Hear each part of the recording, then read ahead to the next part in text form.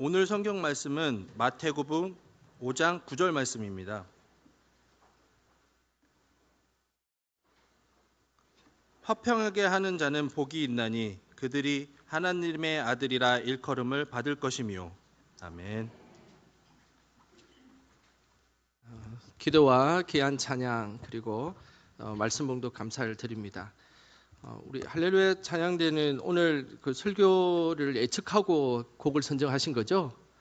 예, 그러신 것 같습니다. 평안을 맞춰가지고 찬양해 주셔서 너무 감사드립니다. 우리 성도님들의 삶의 자리마다 주께서 주시는 평안이 가득하시기를 주님의 이름으로 축복합니다.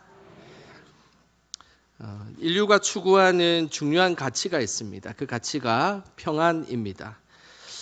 모든 사람들은 그리고 모든 나라들은 평화를 추구하고 있습니다. 그래서 그 많은 노벨상 중에서 유난히 노벨 평화상은 노벨상 중에 노벨상이다라고 이야기를 합니다. 그만큼 인류가 공존하는데 평화라는 것이 그만큼 중요하기 때문입니다. 하지만은 역사적으로 보면 왜곡된 평화도 있습니다. 이 왜곡된 평화는 대부분 강대국에 의해서 이루어진 평화입니다. 1904년 2월 13일 우리나라는 일본에 의해서 강제로 한일 의정서라는 조약을 체결하게 되었습니다. 러시아와 전쟁을 일으킨 일본이 그 중간에 있는 우리나라를 속국으로 넣기 위함이었습니다. 그 불평등한 한일 의정서 1조에는 이렇게 기록이 되어 있습니다. 지금 보시는 이 화면에 보면 왼쪽 편에 있는 것이 실제 한일 의정서 원본 사진입니다. 한일 의정서의 1조 내용을 대략 해석으로 이렇게 해석해 보면 이런 내용입니다. 한일 양 정부는 영원한 친교와 동아시아의 평화를 확립한다. 이게 한일 의정서의 1조에 해당되는 이야기입니다. 언뜻 보면 매우 보편적인 그냥 평화 문서처럼 보입니다. 하지만 이 문서는 결코 온전한 평화적 조항이 아닙니다. 강대국인 일본이 힘으로 밀어붙인 왜곡된 평화 조약입니다. 이 사실에 대해서 분노하며 일본의 불평등한 평화 조약을 반대했던 인물이 있습니다. 그 사람이 바로 안중근 의사입니다. 그는 일본이 주장하는 동양의 평화에 대해서 이렇게 반박하였습니다. 동양의 평화는 각국이 자주 독립하고 있는 상태이며 동양의 한 나라라도 자주 독립을 할 수 없는 상태라면 동양 평화라고 말할 수 없다라는 것이죠. 너무나 당연한 이야기지 않겠습니까? 각 나라가 독립된 나라로 올바르게 서 있지 않는데 강대국이 그것을 지배하고 나머지 평화를 이야기한다라는 것은 너무나 어설픈 이야기임에 틀림없습니다. 각 나라가 독립적이지 않는데 특정 나라가 힘을 이용해서 지배하고 있는 것, 이것을 어떻게 평화라고 이야기할 수 있겠습니까? 진정한 평화는 서로를 존중해주고 각 객체들 그리고 각 나라들이 서로 독립되게 그 일들을 진행하고 있을 때 진정한 평화가 일어난다라는 것입니다. 예수님이 살았던 시대의 평화는 어떠했을까요? 일본이 동양의 평화를 주장했던 것처럼 이스라엘을 지배하고 있었던 로마도 동일한 평화를 이야기하였습니다. 로마의 초대 황제였던 아우구스투스는 그 시대에는 로마로 인하여서 태평성대가 이루어진다라고 그들은 주장하였습니다. 어떤 나라의 침공도 없는 평화로운 상태가 유지되었던 것입니다. 그러면서 당시 역사학자들은 이 시대를 걸쳐서 팍스 로마나라는 단어를 사용했습니다. 이 팍스 로마나라는 이 단어는 로마의 군사적인 기량과 전쟁을 통해 이루어진 평화라는 뜻입니다. 다시 이야기하면 싸움을 잘하는 로마가 주변 강대국을 다 이겨버렸습니다. 그러니 이제 어느 누구도 로마에 대항할 수 없는 그런 시절을 보내게 된 것이죠. 그런 모습을 보고 평화라고 이야기를 하고 있으니 이것이 도대체 진정한 평화일까요? 예수님이 살았던 시대가 바로 그런 평화를 주장했던 시대였습니다. 힘의 논리에 의해서 힘으로 제압된 평화, 그것이 꼭 진짜 평화인 것처럼 이야기했던 시대가 바로 예수님께서 살았던 바로 그 시대였습니다. 예수님이 오늘 말씀하신 평화는 단순히 힘에 의해 이루어진 평화를 의미하지 않습니다. 그런 의미에서 오늘 본문의 말씀을 한 번 더 읽어보겠습니다. 마태복음 5장 9절 말씀입니다. 우리 같이 한 목소리로 읽겠습니다. 화평하게 하는 자는 복이 있나니 그들이 하나님의 아들이라 일컬음을 받을 것이며. 오늘 예수님은 화평하게 하는 사람은 행복할 것이다, 복이 있을 것이다 라고 말씀하셨습니다. 그렇지만 누군가의 힘과 권력에 의해서 만들어진 화평, 그 화평이 과연 우리에게 행복을 줄 수가 있을까요? 그 힘이라는 것은 자신의 권력을 유지하기 위해서 항상 노심초사하고 걱정과 근심 속에 있을 수밖에 없습니다. 예수님이 말씀하시는 화평은 이런 평화가 아닙니다. 그렇다면 과연 예수님께서 말씀하신 진정한 평화는 어떤 의미일까요? 평화라는 이 단어, 화평이라는 이 단어는 헬라어로 에이레네라는 단어를 씁니다. 이 에이레네라는 이 단어는 하나님의 질서가 사람들과의 관계 속에서 조화롭게 실현된 상태를 의미합니다. 다시 말해서 예수님이 말씀하신 이 화평은 사람들의 힘에 의해서, 사람들에 의해서 질서와 조화가 일어나는 그런 화평이 아니라 하나님의 질서를 통해서 이루어진다라는 사실입니다. 세상은 힘과 공권력으로 질서를 유지하려고 합니다. 하지만 하나님께서 말씀하신 그 화평, 예수님께서 오늘 우리에게 당부하는 이 화평은 힘으로 누르는 그런 질서가 아닙니다. 연약한 자를 세워주고 모두가 조화롭게 살아가는 것, 이것이 예수님께서 말하는 화평의 모습입니다. 결국 세상의 화평은 힘을 가진 자들, 강력한 권력을 가진 자들에게 초점을 맞춰졌다면 예수님께서 이야기하는 이 화평이라는 것은 바로 연약하고 부족한 자들에게 초점이 맞춰져 있다라는 사실입니다. 저는 우리 성도님들이 예수님이 가르쳐 주신 화평으로 항상 연약한 자들을 세우는 자리에 있기를 주님의 이름으로 소망합니다. 성경에는 연약한 자를 세우고 화평을 추구했던 인물이 많이 나옵니다. 그 중에서 사도행전에 등장하는 바나바가 있습니다. 바나바의 원래 이름은 요셉이라는 이름을 사용했습니다. 요셉이 원래 이름입니다. 요셉이 초대교회에서 다른 사람들을 위로해 주는 역할을 많이 했다고 해서 별명을 지어주었는데 그 별명이 위로자라는 뜻의 바나바입니다. 그래서 사도행전을 보면 항상 위로자의 역할을 하며 연약한 자를 잘 세워주었던 사람은 요셉입니다. 하지만 요셉이라 부르지 않고 다들 바나바 바나바 이렇게 불렀던 것입니다. 사도행전에는 딱 한 번 바나바의 이름 요셉이 나오고 모든 사도행전에는 바나바라고 이름이 불려지고 있습니다.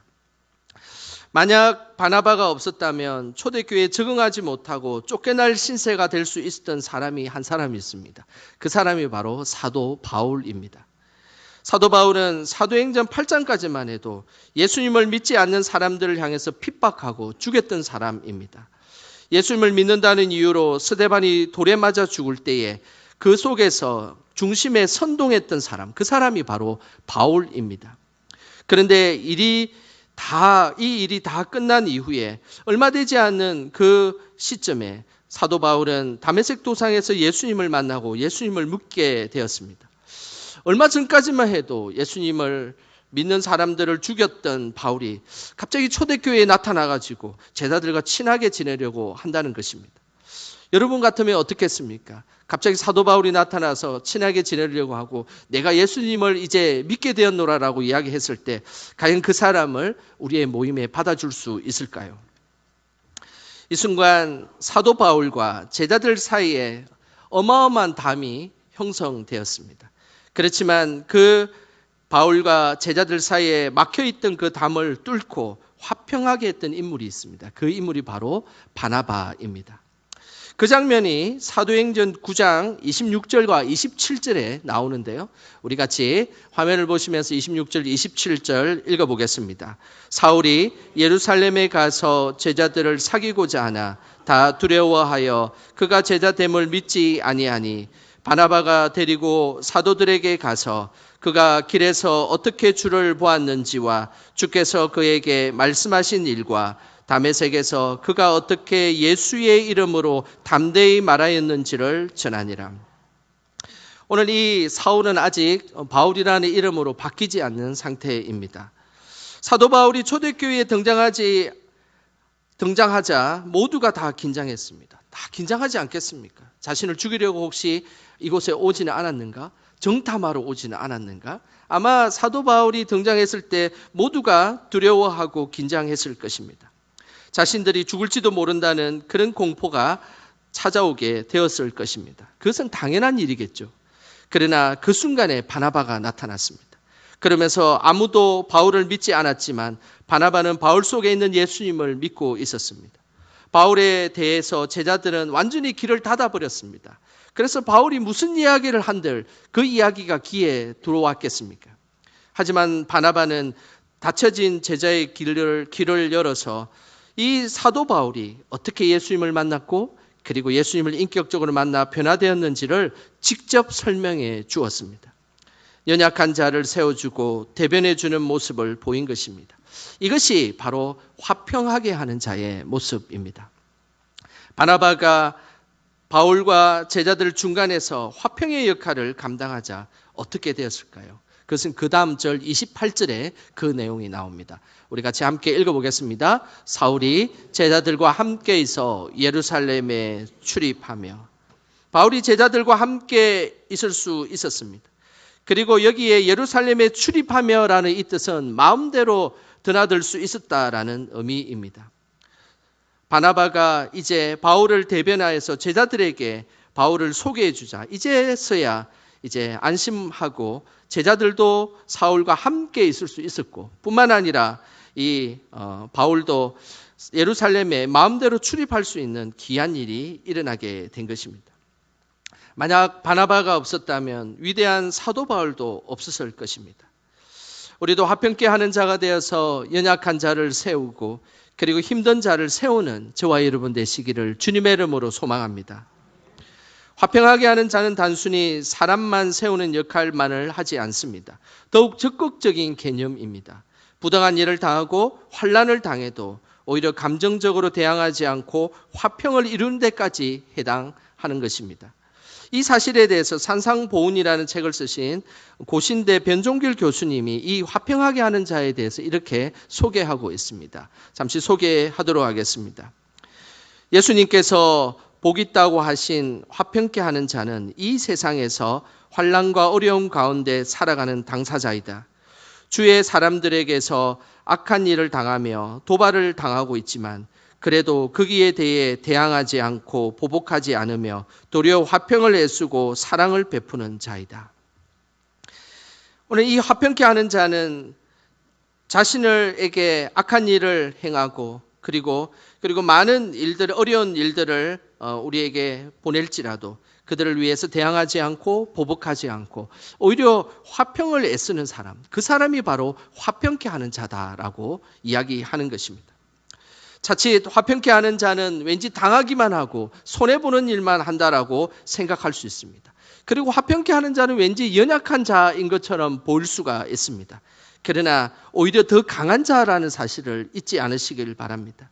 자신의 감정과 상황을 이겨내서 더 나은 화평을 이루는 사람, 그 사람을 어떻게 약한 자라고 이야기할 수 있겠습니까? 그래서 부당한 일과 악한 일을 당해도 도발하지 않고 보복하지 않는 것, 결코 약한 자들이 보일 수 있는 모습이 아닙니다. 오히려 화평케 하는 자는 더 큰 힘을 가지고 있고 더 강한 능력을 가지고 있는 사람임에 틀림없습니다. 그래서 화평하게 하는 자는 세상의 어떤 사람보다 위대한 사람이며 강한 사람이다라고 말씀할 수 있습니다. 히브리서 12장 14절에 이런 말씀이 있습니다. 우리 같이 함께 읽어보겠습니다. 모든 사람과 더불어 화평함과 거룩함을 따르라. 이것이 없이는 아무도 주를 보지 못하리라. 하나님은 우리 모두가 모든 사람에게 화평함과 거룩함으로 지내기를 원하십니다. 히브리서 기자가 이야기하는 이 모든 사람이라는 이 1차적인 의미는 헬라인, 유대인, 로마인, 야만인을 의미합니다. 그러나 오늘 이 본문의 말씀을 잘 보면 모든 사람은 단순히 유대인과 이방인을 의미하는 것이 아닙니다. 우리의 마음에 들지 않는 사람들, 그리고 우리를 힘들게 하는 사람들, 심지어 우리를 괴롭히는 사람들까지도 이 모든 자에게 포함되는 것입니다. 그래서 오늘 예수님께서 말씀하시기를 우리 모두가 화평함과 거룩함으로 살아갈 것을 우리에게 당부하고 계신다는 것입니다. 그 모습이 주님과 더 가까이 지내는 모습입니다. 저는 우리 모두가 늘 하나님 안에서 모든 이들과 더불어 화평함과 거룩함으로 지내시기를 주님의 이름으로 축복합니다. 화평이라는 것은 단순한 인간관계를 넘어서는 큰 의미의 말씀입니다. 특별히 신약의 에이레네라는 이 단어와 동일한 구약의 단어가 있습니다. 그것은 우리가 잘 아는 샬롬이라는 단어입니다. 전쟁이 많았던 이스라엘 사람들은 항상 아침에 인사할 때 샬롬이라고 인사를 했습니다. 그것은 화평하십니까? 안녕하십니까? 평안하십니까? 라는 인사입니다. 우리나라에도 이와 비슷한 단어의 인사가 있습니다. 그 단어가 바로 안녕이라는 단어입니다. 이스라엘의 샬롬이라는 인사와 우리나라의 안녕이라는 인사는 거의 의미가 비슷합니다. 샬롬할 수 없고 안녕할 수 없는 그런 어려운 삶을 살아갈지라도 우리가 안녕하게 살아가고 샬롬으로 살아가게 하는 그 인사, 그것이 하나님께서 원하시는 믿음의 모습입니다. 이 화평을 상징하는 이 샬롬이라는 이 의미는 아주 매우 폭넓은 의미입니다. 단순히 사람들과의 관계만을 이야기하는 것이 아니라 매우 폭넓은 의미의 화평을 이야기합니다. 샬롬이라는 단어는 네 가지의 의미가 있는데요. 그 네 가지의 의미는 이런 의미가 있습니다. 그 첫 번째는 하나님과의 샬롬, 그리고 두 번째는 나 자신과의 샬롬, 그리고 세 번째는 사람과의 샬롬, 그리고 네 번째는 자연과의 샬롬입니다.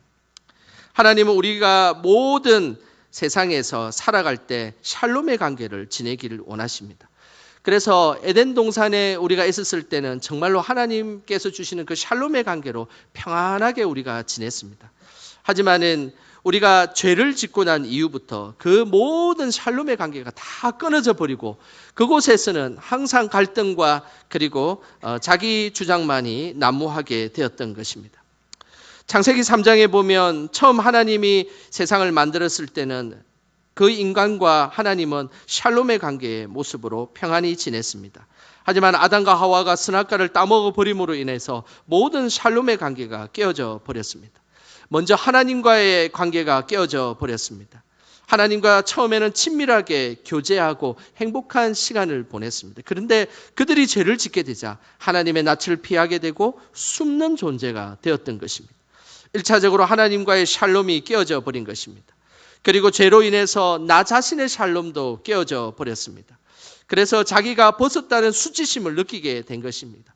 지금까지 자기 자신을 있는 그대로 보여줄 수 있었지만 그러나 자기 자신을 있는 그대로 이제 보여주지 못하고 자신을 부끄러운 존재로 인식하게 되었던 것입니다.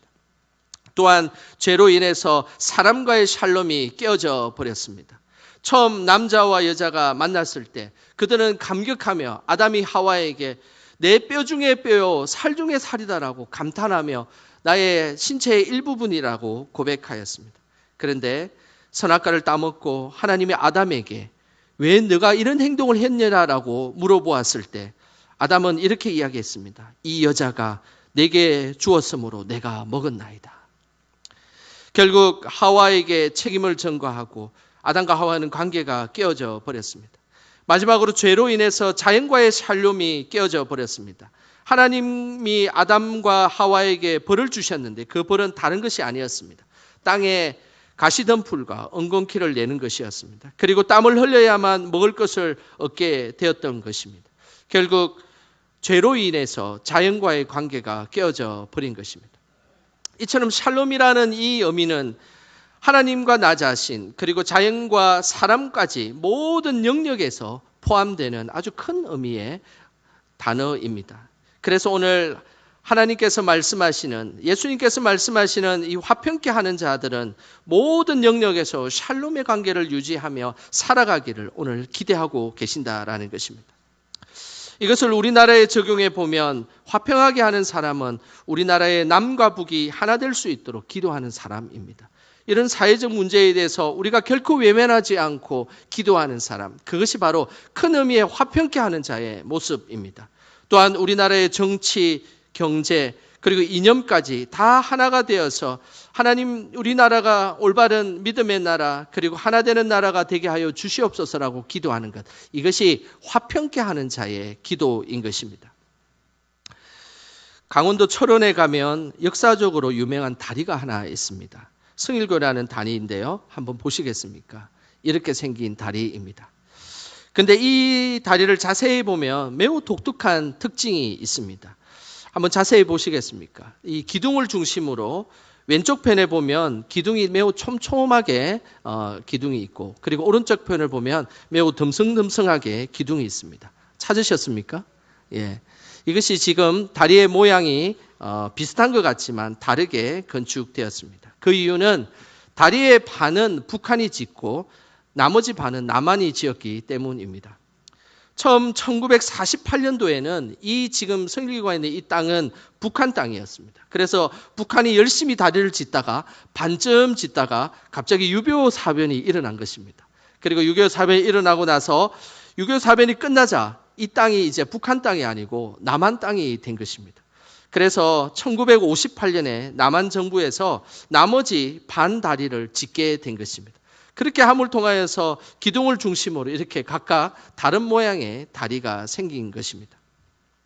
역사적인 바탕으로 남과 북의 이 귀한 역사가 숨겨져 있는 이 성일교라는 이 다리, 이 성일교라는 이 다리는 실제로 이 다리를 잘 보면 이 다리의 중요한 이름을 통해서 이 다리가 남과 북이 각각 지어져 있다는 것을 알 수가 있습니다. 그 다음 그림을 한번 보겠습니다. 성일교라는 이름이 어떻게 만들어졌냐면 남쪽을 상징하는 이승만 대통령의 가운데 이름과 그리고 북의 김일성의 이름 가운데 자를 따서 이 다리 이름을 아주 기가 막히게 잘 지었지 않습니까? 그래서 이 철원에 가면 이 한탄강에 이 유명한 다리가 있는데 각각 남쪽에서 짓고 반은 북한에 지었던 그런 다리입니다. 남쪽과 북쪽이 의도치 않게 같이 다리를 건설하게 된 것이죠. 언젠가 저는 이 통일이 되어서 이 다리를 남과 북이 웃으면서 건너갈 수 있기를 기도하고 기대하고 있습니다. 이 역사적인 다리 앞에서 기도문을 적었던 한 교수님이 있습니다. 감신대 교수님이신데 이석주 교수님이 쓴 성일교 앞에서 지은 기도문 일부분을 제가 한번 읽어드리겠습니다. 분단의 아픔과 상처를 간직한 이 다리에서 우리가 마음 모아 기도하는 것은 오랜 세월 이 민족을 묶고 놓았던 이념의 갈등과 종교 갈등, 지역 갈등의 족쇄를 깨뜨리시고 모두가 하나 되어 하나열의 참 평안을 누리는 것입니다. 화목 제물로 희생양의 피를 흘리신 주님의 평화가 이 땅에 임하소서. 예수님의 이름으로 기도드립니다. 아멘. 이 기도가 참 아름답지 않습니까? 우리의 삶에 저는 사람들의 관계의 화목도 중요하지만 그러나 우리가 사는 이 땅의 사회에서의 이 문제도 화평하게 지내는 것은 매우 중요한 일입니다.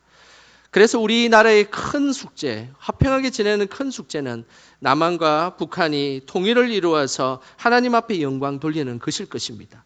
우리 모두가 항상 화평케 하기 위한 노력을 통하여서 하나님 앞에 영광 돌리시기를 축복합니다. 온 세상의 평화를 이루기 위해 목숨을 아끼지 않으신 분이 계십니다. 그분이 바로 예수 그리스도이십니다. 예수님은 화평하게 하는 자의 모범이 되셨습니다. 하나님과 사람 그리고 세상을 화평케 하신 예수님, 그 모습이 에베소서에 잘 나와 있습니다. 에베소서 2장 14절부터 16절까지 우리 함께 화면을 보시면서 읽어보겠습니다. 그는 우리의 화평이신지라 둘로 하나를 만드사 원수된 것 곧 중간에 막힌 담을 자기 육체로 하시고 법조문으로 된 계명의 율법을 폐하셨으니 이는 이 둘로 자기 안에서 한 세 사람을 지어 화평하게 하시고 또 십자가로 이 둘을 한 몸으로 하나님과 화목하게 하려 하심이라.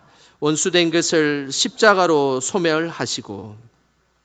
오늘 이 에베소서 2장 말씀은 예수님은 사람들과 원수된 그 막힌 담을 허셨다라고 말씀하고 있습니다. 또한 세상의 율법을 폐하셔서 화평케 하신 분이다라고 말씀하셨습니다. 그리고 십자가의 죽으심으로 죄인인 우리를 하나님과 화목하게 하셨다라고 말씀하셨습니다. 예수님은 항상 우리를 전인격적으로 그리고 전 존재적으로 우리를 화목케 하시는 분이십니다. 그래서 우리가 화평케 하기 위해서는 우리의 힘으로 화평할 수 없습니다. 우리는 늘 화평케 하는 사람보다 오히려 화평을 깨는 데 익숙한 우리들입니다. 화평을 이루신 예수님의 힘을 덧입을 때 우리는 그제서야 화평한 자로 살아갈 수 있게 되는 것입니다. 오늘도 우리 안에 화평을 이루지 못했다면 화평하게 하신 예수님의 십자가 앞에 더 가까이 나아가기를 소망합니다. 우리 안에 세상과 화평을 이루지 못했다면 맡긴 담을 하셨던 예수님의 은혜 앞에 나아가시기를 부탁드립니다. 또한 우리 안에 하나님과의 관계가 멀어졌다면 죄인인 우리를 의인으로 만들어주신 예수님을 더 의지하며 나아가시기를 원합니다. 우리 예수님을 더 의지하며 나아갈 때 화평케 하는 자가 될 수 있는 것입니다. 우리 영광의 모든 지체들이 화평케 하신 예수님을 더 닮아감으로 삶의 곳곳에서 그 화평을 누리시며 이루시기를 소망합니다. 화평하게 하는 자에게 주시는 놀라운 축복이 있습니다. 한 번 더 마태복음 5장 9절 말씀 우리 같이 함께 읽어보겠습니다. 화평하게 하는 자는 복이 있나니 그들이 하나님의 아들이라 일컬음을 받을 것이며, 화평하게 사는 자에게 주시는 하나님의 축복은 바로 하나님의 아들이라는 일컬음을 받게 된다는 것입니다.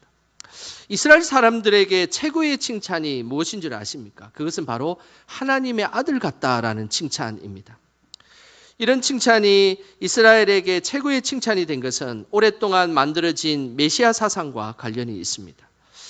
이스라엘 백성들은 오랜 세월 아수르로부터 시작해서 바벨론, 페르시아, 헬라, 그리고 로마에 이르기까지 많은 강대국의 지배를 받았습니다. 그러면서 이들에게 자연스럽게 강대국들로부터 구원해 줄 메시아를 대망하고 그들은 꿈을 꾸었습니다. 이것이 메시아 사상입니다. 이스라엘 백성들에게는 무의식적으로 자신의 밑바닥에 깔려있는 것은 언젠가 메시아가 나타나서 우리를 구원해 줄 것이다라는 생각이었습니다. 그래서 뛰어난 사람이 나오거나 힘이 센 사람, 지혜로운 사람이 나오면 항상 그 메시아 사상이 깔려있는 이스라엘 백성들은 하나님의 아들인 것 같다라고 그들을 지칭하였습니다. 이것이 매우 자연스러운 일이었습니다. 또한 하나님의 아들이라 불려진 사람은 매우 영광스럽게 생각했던 것입니다. 그래서 매 순간마다 뛰어난 사람들을 향해서 하나님의 아들 같다라고 이야기하고 자신이 그 이야기를 듣는다면 그들은 만족해 했었습니다. 그런데 오늘 말씀하기를 화평하게 하는 자는 어떻게 일컬음을 받는다고 이야기하셨습니까? 바로 하나님의 아들이라 일컬음을 받게 될 것이다라고 말씀하고 있는 것입니다. 우리가 이 땅을 살아가는데 화평을 만드는 그 모습으로 살아가게 되면 우리는 하나님 앞에 그리고 세상 사람들에게 최고의 칭찬을 받게 됨을 기억하시길 바랍니다. 그리스도인들에게 최고의 칭찬은 무엇이겠습니까? 그것은 우리의 삶의 자리에서 저 사람은 정말 예수님 믿는 사람 같다라고 칭찬을 받게 되는 것입니다. 그것이 하나님의 아들이라 일컬음을 받는 것과 동일한 이야기입니다. 이것이 화평케 하는 자의 모습입니다. 영어로 화평케 하는 자라는 이 표현은 피스메이커라는 단어를 씁니다. 그런데 반대로 갈등을 일으키는 사람을 트러블 메이커다라는 표현을 씁니다. 우리는 이 땅을 살아가는데 피스메이커로 살아가고 있습니까? 아니면 트러블 메이커로 살아가고 있습니까? 저는 바라기에 우리 성도님들은 세상의 어느 곳에 살아가든지 항상 피스메이커로 살아가기를 주님의 이름으로 축복합니다. 트러블 메이커가 아니라 피스메이커로 살아가게 되는 것, 이것이 바로 하나님의 아들로 살아가는 것이며 예수님 믿는 자의 모습인 것입니다. 이것이 이 땅을 살아가는 우리가 들어야 할 최고의 칭찬이 되는 것입니다. 화평하게 하는 삶으로 살아간다는 것, 이것은 대단한 일을 하는 것이 아닙니다. 우리의 삶에 작은 친절을 베풀고 그리고 화평을 도모하는 것, 이것이 화평케 하는 자의 모습입니다. 마지막으로 제가 책을 한 권 소개하도록 하겠습니다. 지금보다 괜찮은 어른이라는 최근에 나온 책이 있는데 그 책의 일부분을 제가 한번 읽어드리겠습니다. 생각해 보면 숨이 턱 막히던 코로나 시절에 우리의 코끝을 찡하게 만든 것들은 대부분 친절한 누군가의 모습이었다. 요양병원에 혼자 있는 어르신 환자를 위해 무거운 방역복을 입고 고스톱을 쳐주던 의료인, 고생하는 의료진에게 남긴 메모 한 장, 많은 민원 전화를 친절하게 받는 보건소 직원들, 어려움을 겪는 동네 가게를 찾아주던 손님들, 그 친절이 우리를 견디게 했다. 이 땅을 살아가는데 화평을 이룬다는 것, 그것은 대단한 일이 아닙니다. 우리 속에 작은 친절로 다른 사람들에게 다가가는 것입니다. 그 모습은 바로 화평케 하는 자이며 또한 지금보다 괜찮은 어른으로 살아가는 모습임을 꼭 기억하시길 바랍니다. 하나님 앞에서 우리가 있는 곳에서 화평하게 사는 삶, 그것은 정말로 진짜 예수님 믿는 사람으로 칭찬받게 하는 삶임을 우리는 다시 한 번 더 우리의 마음에 새겨야 하는 것입니다. 우리 모두 예수님이 가르쳐주신 화평으로 행복을 누리며 세상 사람들에게 칭찬받는 저와 여러분 되시길 주님의 이름으로 축원합니다. 기도하겠습니다. 사랑이 많으신 하나님, 화평할 수 없는 저희들을 화평하게 하는 자로 세워주셔서 감사드립니다. 세상의 모든 화평을 이루시기 위해 오셨던 예수님처럼 우리도 예수님을 따라 화평하게 하는 자로 살아가게 하옵소서. 우리의 삶의 자리마다 작은 친절과 배려로 모두에게 화평의 행복을 전하는 저희들이 되게 하옵소서. 예수님의 이름으로 기도드립니다. 아멘.